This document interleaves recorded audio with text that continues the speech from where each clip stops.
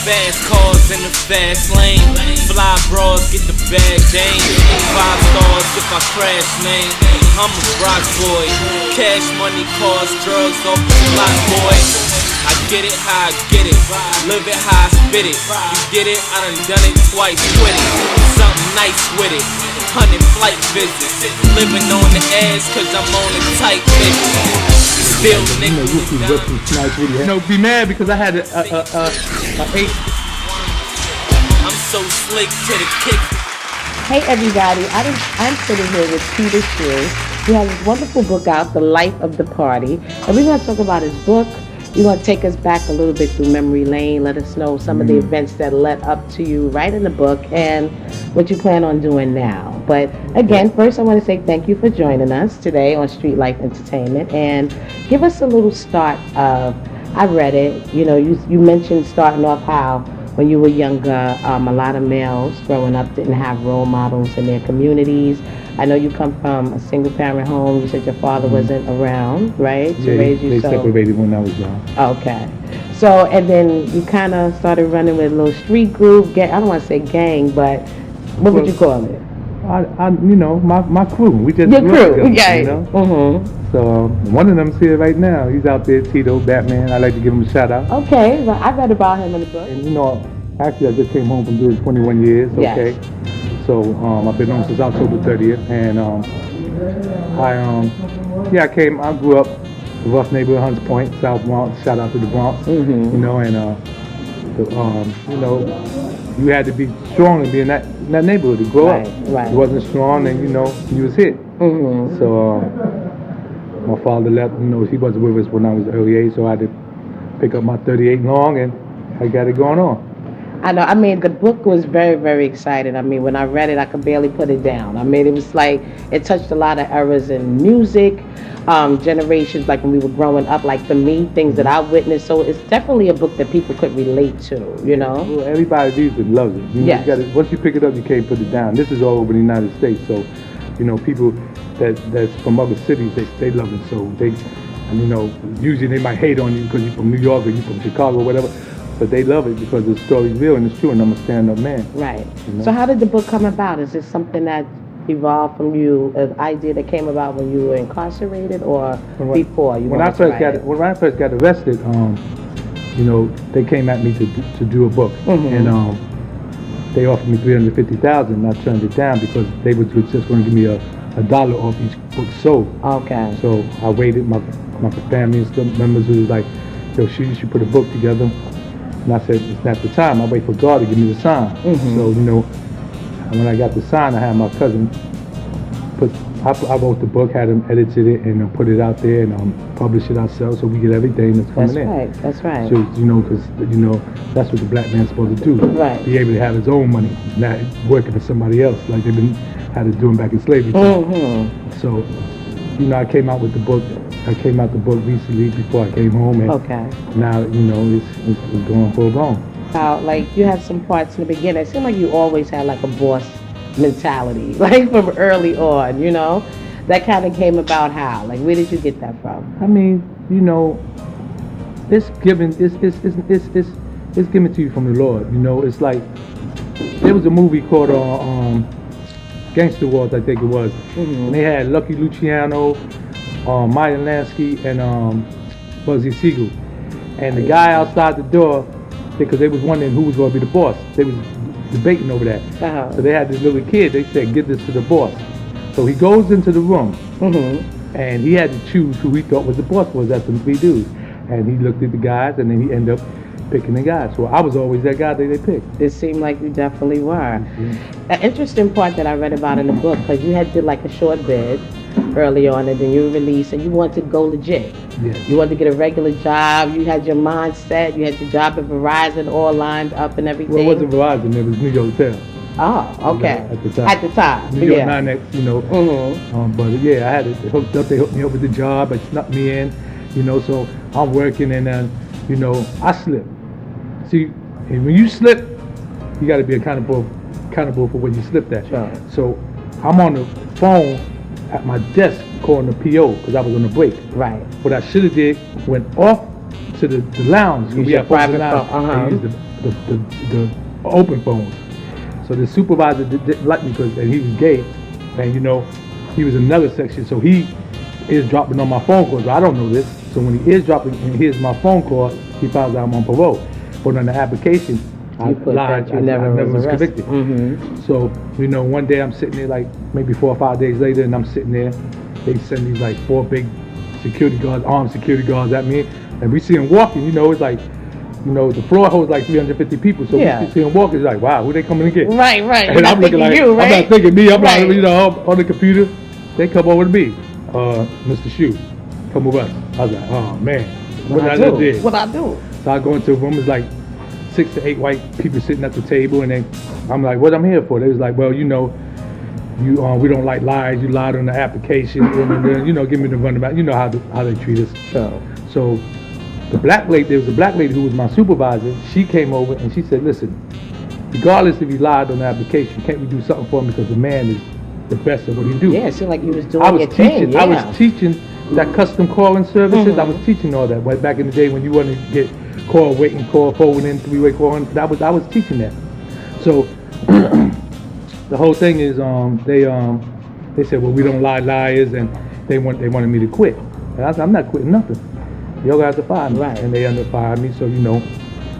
Then you had a big decision to make. What are you gonna do now, so right? When I left, and we had the book, I drove. Had my Cherokee Limited. I just had that in 1988, so I drove up the highway, and you know, I'm contemplating driving off the bridge, you know, tears running down my eyes because I wanted to kill them. I ain't gonna lie, so because they embarrassed me. But you know, I just said in my mind, when I got home, I'm not never working again for nobody. That was it. That was the one shot. So when I got home, the PO already had found out what happened, because the lady that got me in the job. Oh, they tried to get me to tell on her too, and I wouldn't do that. They said, well, who got you back in? I said, yeah, I'm never going to tell that, you know, because we was taught not to tell. My era. So we went, I went home, my mother was crying, she's like, the PO just called, I heard what happened, and the PO was like, yo, so what you going to do? I get you a job, boom, boom. I said, ma'am, no disrespect in the smalls. I said, I'm never working again. You can violate me, you can do whatever you want, but I'm not working no more.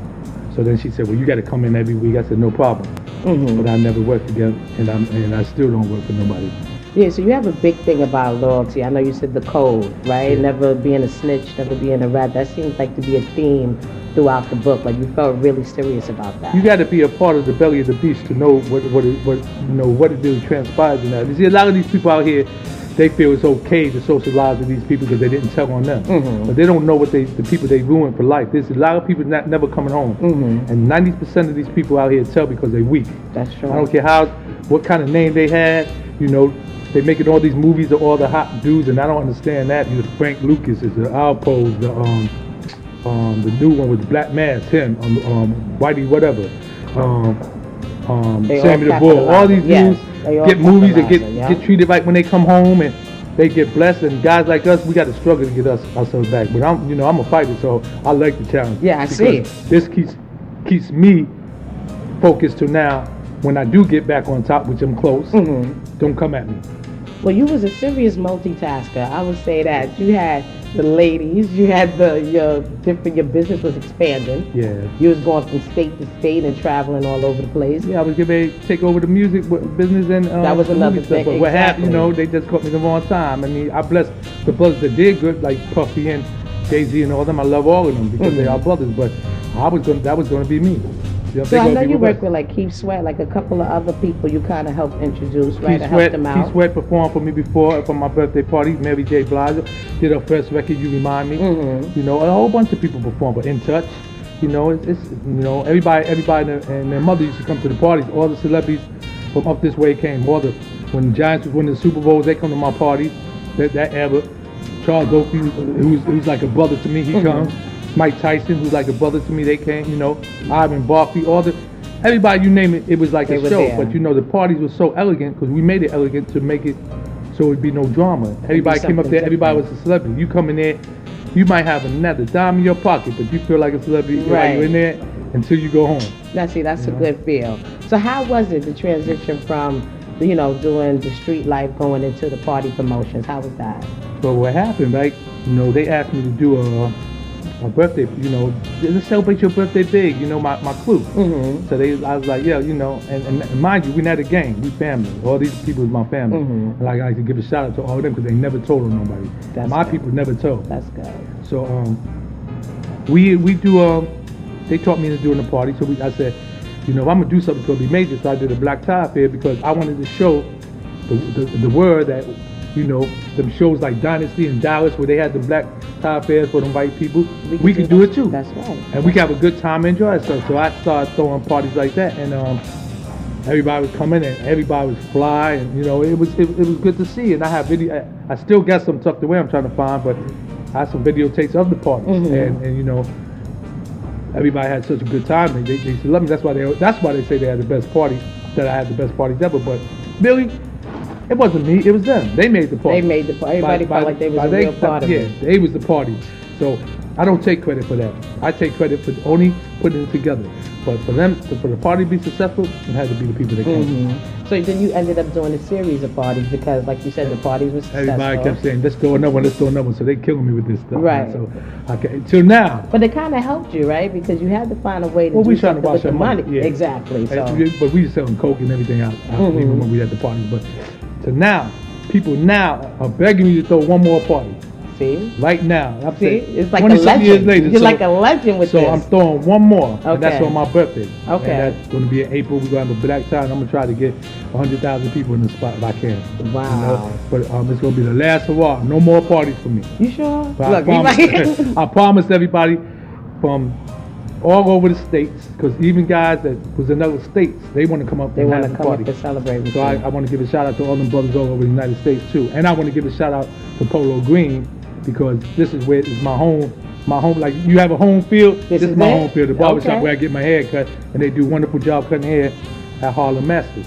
And you'll need to come here and get your hair cut too, 141st Street and 142nd and Lenox Avenue. Yes. All right, and this is where you want to catch me, this is where I'll be at. And you had your book signing here as well, book right? signing here. I socialize with the brothers in here. They're good brothers, and they all cut good. And we're gonna do some more. I got some more interviews coming in here. Okay, good. I do everything, and this is my home field. This is the base, the home base. I feel like, you know, if when you have a football game and the other visiting team come in, this is my home field. So I got the manager. I got all the barbers. We ready to run the ball, tackle somebody, whatever we gotta do to get it done. You know That's right. So let's talk about when you met Madonna. And Who's that? Who's that, right? You met that woman. What you call her in the book? What's the reference? The Snow Princess? What's her Snow name? Bunny? The Snow Bunny. Let's talk about her, because you weren't really interested, it seemed like, from the book. You know? Really, you know, my people made me mess with her really because we wanted to get her to watch our money. You know, we was trying to give her $10 million a month.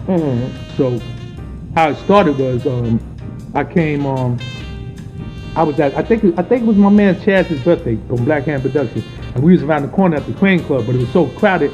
I got so frustrated because I don't like crowds like that, so I broke out and went around the corner to Chaz and Wilson, which was a hangout for all the rich people. Okay. And then all the people that were trying to get with the rich people, they'd be like, you know, you see Wesley Snipes, Woody Harrelson, Robert De Niro, Al Pacino, all these people being there, all the ball players, and me.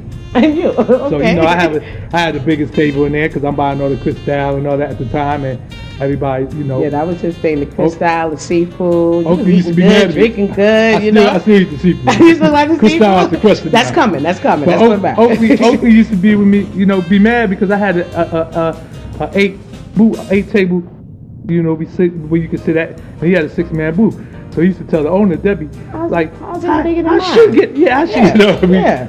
I'd be like, yo, because I'm bigger than you. Can't you see? I got 2 extra chairs. So, you know, we used to be in there enjoying ourselves, though, and they had some good food in there. They had some wings and stuff like that. I think they had the coconut shrimp, too, so we was eating good in there. And they have open mics. You see Chocolate Khan come in there. Nice. What's the name that passed away? Are you talking about Natalie Cole? No, Natalie Cole, not Natalie Cole, going back. I'll think of a name, but damn, I can't Shaka think of it. Khan is good. There's a whole bunch of people. There's a whole bunch of singers who come in there and get on the mic. I met Brownstone there when they first came out. Wow. SWV, who performed for me too. Okay. Adina Howard. That was a place to be. I never seen Whitney in there, but it was a whole bunch of celebrities used to be there. So anyway, I'm at the bar chilling with the girls, you know, the groupie girls. They trying to get with me, and Madonna sends a guy over to me, and he asks me, he says, Madonna wants to meet you. So that's when I said, I like my women black like my coffee. So I was just joking, though, so he went back and told her. So I'm turning around, I'm talking to the good, two ladies. Hurt her feelings. So she come back and she tapped me on my shoulder, and I turned around, she caught me off guard. So she said, that's a real racist statement you said. So I told her I was just joking and stuff like that. So she was like, you got pretty eyes, and I want to meet you. I said, I gave her my name, and we went over to the table, started talking. So we kicking it, and then she ended up having to leave. So she kissed me on my cheek and gave me a number. At the time we had beepers, so so this is way back. So she goes to she leaves. So I go back around to the party, and it got so hectic in that party. Somebody shot up in the air, and everybody cleared out. So the girl I was trying to go home with, she dipped. So now I don't have nobody, I'm outside. I'm mad as hell. They all trying to figure out who started this garbage, and everybody mad at each other. So then my beeper go off, and there's a 212 number. I answer. I said, who this? She says, Madonna. I said, oh, what's up? She said, what you doing? I said, I ain't doing nothing now. Right. So she's like about 6-7 blocks away from me. So I drove down to her crib, and she had a loft. I went up in the loft, came in the elevator. When I got up the elevator, she opened the door. She got see-through Navy J on. And Madonna wanted to set it off from the top. She wanted to set it off. Yeah, so. All right, so then eventually, you traveled with her. I did a couple of... Yeah, I used to go back and forth to South Beach, and she introduced me to the private jets, and then my crew fell in love with that, so we started taking private jets everywhere, and, killing our pockets, but, so we was going to Vegas and Soul Train Awards, and, we did it, that's our thing, we like to go and enjoy ourselves, so we go everywhere, so I'm going back and forth to Miami like crazy, but you know what, you had the relationship, and that was causing you problems, exactly. She, my girl was a pretty girl, and I lost her over the whole thing, but she found out about the Madonna incident, so hell broke.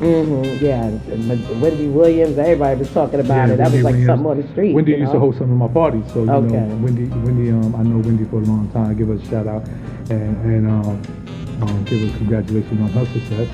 And I knew she had it in her because she's very voiceless. So I'm glad that she's doing good. And I know everybody, so all them people that stepped their game up, that went from.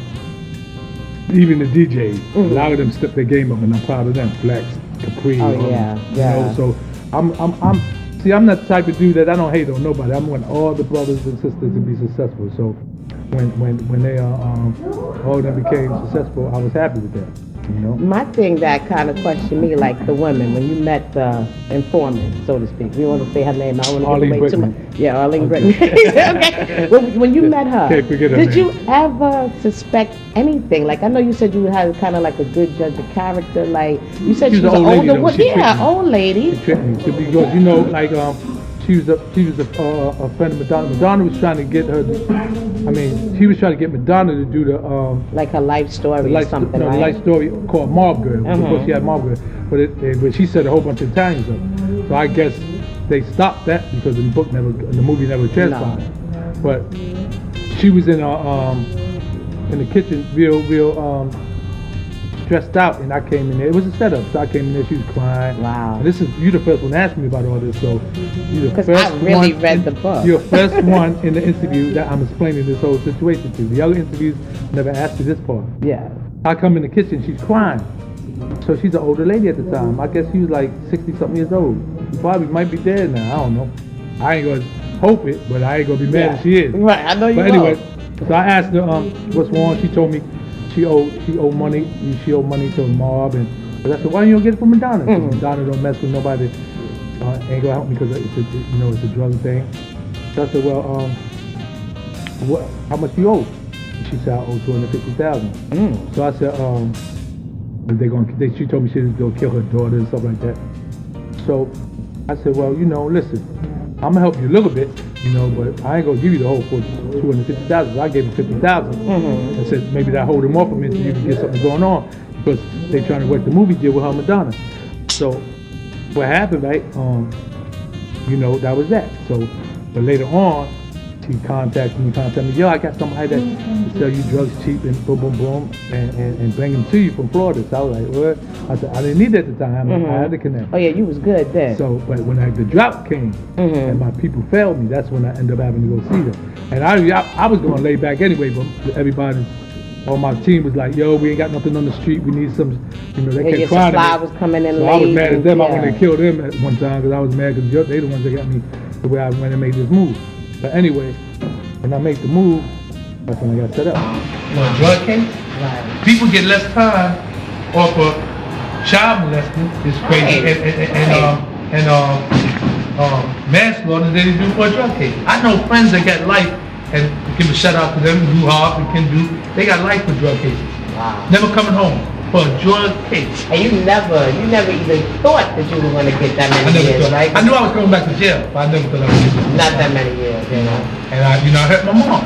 You know, because and my children. And you were very close to your mom. And I love her. Very close. That's my heart. Took her to the parties, you know what I mean? If I don't He was very if close she don't to come his to mother. if I don't let her come to the party, she pout like a little baby. Yeah, she would have a fit. So every party loves her. So you know, and then you know, me and my kids growing up, Randy, but you don't get these parties.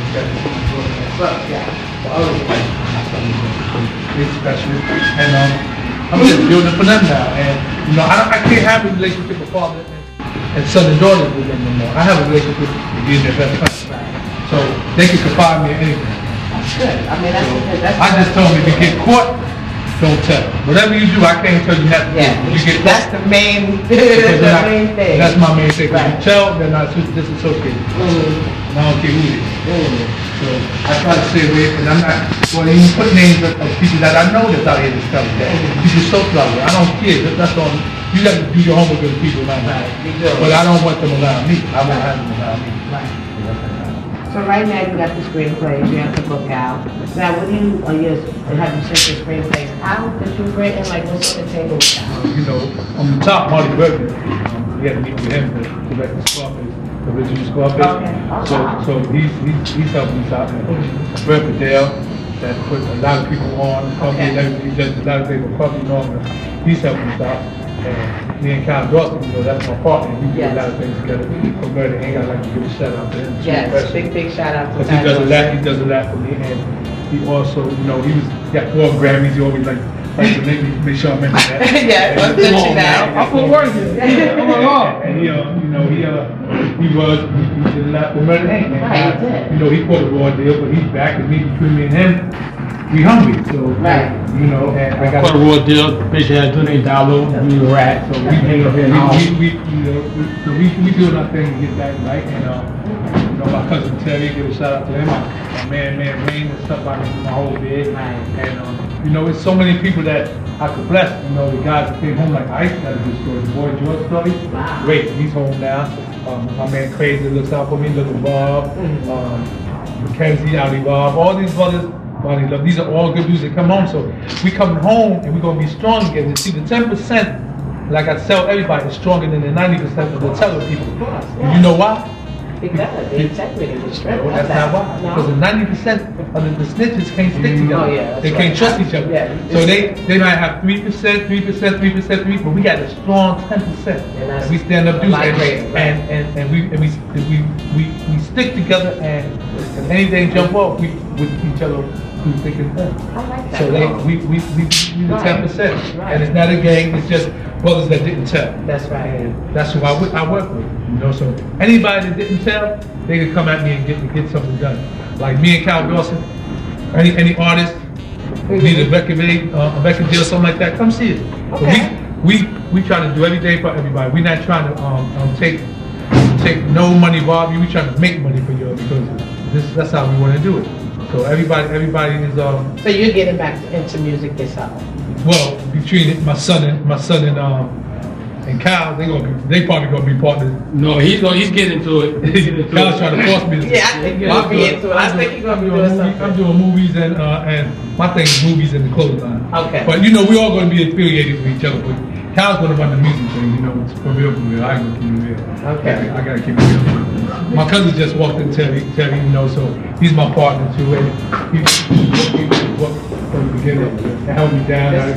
Yeah. Oh, okay. He's the one that told you edited it and did everything. Great. And held me down for the 21 years I was in custody. Wow. So, I sent a special shout out to him. And, Okay, so we got the party to look forward to. We got the clothing line to look forward to. Make sure you get the book. Where can they get the book? oh, everywhere. Everywhere. Google, Amazon. Bama Got You, Amazon, there's so many places. Tell me, what's the other places? Yell them out to me for the book. Harlem Masters. Harlem Masters. Masters, right What else here. we can, Just Google the name. Make sure you put the Peter Shue story, you see the everything. life of the You see- party, you and see it'll the- come up all the links. 'Cause that's how I got You it. see the birthday, you see the welcome home party you missed? Fantastic. I have to give a know. shout out to Kev Woodley, Sugar Daddy. That Right. he was the DJ for Bentley's way back. I remember And Sugar that Daddy. Bentley's was the Remember that best name? club I used to out. be in Bentley's. So he I might have been there when you was there, but I might have been like 12 or something. I used to sneak in there. You 12, I was 15. Right. So he did a hell of a job on the party, and I could commend him for that. And I'm picking like 4 of the 5 top People to work with. people promoted, and I'm gonna let them be a part of this birthday party my dad so on. So it's like we on it. Your team want to see you win. You know, they want to make sure that you. If I can't do it this way, I will give me a 9 to 5. Okay. Because my captain, which is not here today, Paul, he works. Oh, he does? Yeah, but I'm getting ready to get him out of that. We're We're gonna do some Legal stuff. get some legal stuff though. I That's gotta cool. shout out to him too, because he stuck by me through thick and thin. Okay. He definitely brought material. Okay. So So you got your particular people that you know that you want to come back and get, and you're gonna start you're gonna rise again. You're gonna do everything on another level. Yeah, That's I'd like right. to give a shout out to Chad. Okay. Chad introduction, great man. Big D, my brother, he's godfather of my son. Okay. My man Mikey. All of them is great men, and Johnny Fresh and all them. They all great men, and Benny Ann. I could go through the whole line. Billy Sims, all of them. We all had good times together. So, anytime I see somebody because I didn't see Tito in a while, all the good times we had back in the day, and I laugh, and it was fun. So that's why they inspired about going to jail. Yeah. I didn't have my fun. So when guys was whining about the time or whatever, I was too busy wow, I had a good time out there. You had a My good team time. is still out there. You had a good time. That's all I can say. So, and the good times, there's more good times coming. Right. Now Right, with you're not done. With Me? Oh, yeah. Coco. Yeah, We got Coco in the house. That's right. That's I'm Winnie here. Williams, I got Coco That's in here. right. I'm the Come to new the party. face now, That's y'all. right. And I just want to thank you for joining me, sharing your story, because it's definitely interesting. Make sure you check out this book, Make sure you follow Peter Shue. We got a lot of stuff going on legally. As a matter of fact, now that me and you here, Coco's gonna be one of the hosts of the birthday party. All right, so we just signed up for that. So see? make sure we put Love that it, down. Love all right? it, love it, love Okay. it. Thank you so much, Peter Anytime. Shue. God bless. All right, y'all. We'll be right back. Street Life. Just give me the mic, and we'll be right back.